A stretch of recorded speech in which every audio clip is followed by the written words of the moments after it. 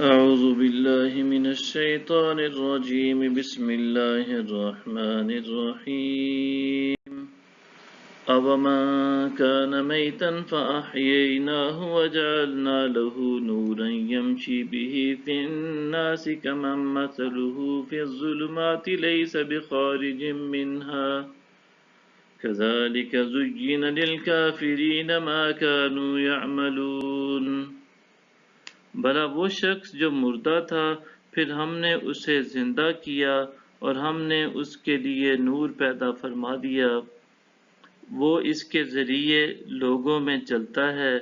اس شخص کی مانند ہو سکتا ہے جس کا حال یہ ہو کہ اندھیروں میں پڑا ہے اور اس سے نکل ہی نہیں سکتا۔ اسی طرح کافروں کے لیے ان کے وہ اعمال خوشنما دکھائے جاتے ہیں جو وہ انجام دیتے رہتے ہیں۔ وَكَذَلِكَ جَعَلْنَا فِي كُلِّ قَرْيَةٍ أَكَابِرَ مُجْرِمِيهَا لِيَمْكُرُوا فِيهَا وَمَا يَمْكُرُونَ إِلَّا بِأَنفُسِهِمْ وَمَا يَشْعُرُونَ۔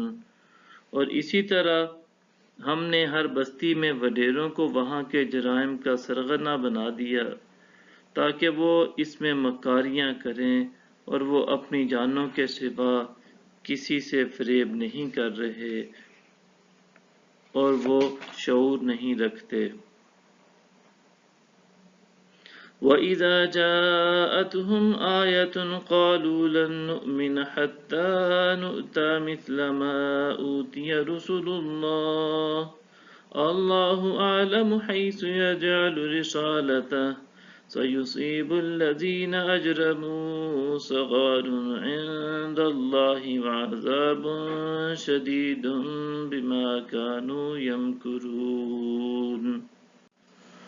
اور جب ان کے پاس کوئی نشانی آتی ہے تو کہتے ہیں ہم ہرگز ایمان نہیں لائیں گے یہاں تک کہ ہمیں بھی ویسی ہی نشانی دی جائے جیسی اللہ کے رسولوں کو دی گئی ہے۔ اللہ خوب جانتا ہے کہ اسے اپنی رسالت کا محل کسے بنانا ہے۔ ان قریب مجرموں کو اللہ کے حضور ذلت رسید ہوگی اور سخت عذاب بھی، اس وجہ سے کہ وہ مکر کرتے تھے۔ فَمَن يُرِدِ اللَّهُ أَن يَهْدِيَهُ يَشْرَحْ صَدْرَهُ لِلْإِسْلَامِ وَمَن يُرِدْ أَن يُضِلَّهُ يَجْعَلْ صَدْرَهُ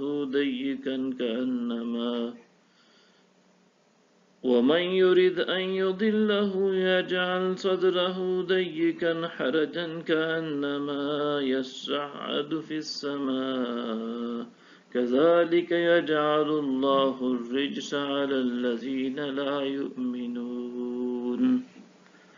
پس اللہ جس کسی کو ہدایت دینے کا ارادہ فرماتا ہے اس کا سینہ اسلام کے لیے کشادہ فرما دیتا ہے، اور جس کسی کو گمراہی پر رکھنے کا ارادہ فرماتا ہے اس کا سینہ شدید گھٹن کے ساتھ تنگ کر دیتا ہے، گویا وہ بمشکل آسمان پر چڑھ رہا ہو۔ اسی طرح اللہ ان لوگوں پر عذاب واقع فرماتا ہے جو ایمان نہیں لاتے۔ وَهَذَا صِرَاطُ رَبِّكَ مُسْتَقِيمًا قَدْ فَصَّلْنَا الْآيَاتِ لِقَوْمٍ يَذَّكَّرُونَ۔